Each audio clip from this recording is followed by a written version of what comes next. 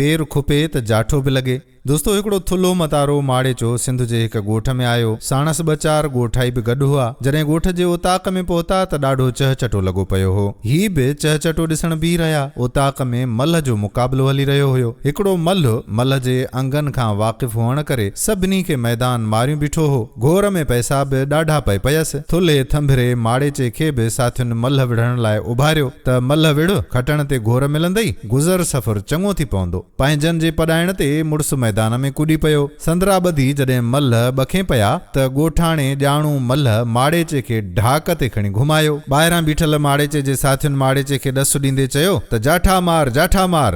अॻिले मल्ह पहलवान जे हथनि में मथे फिरंदे मुड़ुस जो मथो ई चकराइजी वियो। तंहिंखे हुननि वारी ॻाल्हि सम्झ में ई न आई। नतीजे तौर मल्ह में दसिजी पियो। जॾहिं धकु खाई अची साथियुनि जे भरिसां वेठो त खेसि टोकींदे चयाऊं त असां तोखे जाठे हणण लाइ पए चयो, पर तो त ॿुधो ई न पए। असांजे ॾस ते हली हां त धकु न खाई हां। नए मल्ह जवाब ॾिनो त पेर खुपाड़े त जाठा माराड़े, यानी पेर खुपे त जाठो बि लॻे। मतलब त ॿिए सां मुक़ाबलो करण जे लाइ दंगो मिले त मुक़ाबलो कजे, न त हरगिज़ न कजे। दोस्तो उमेद करियूं था तव्हांखे हीअ वीडियो बि ज़रूर पसंदि आई हूंदी। कमेंट्स में ॿेली तफ़सील सां लिखंदा करियो त तव्हांजी महिरबानी। वीडियो खे दोस्तनि सां शेयर बि कजो।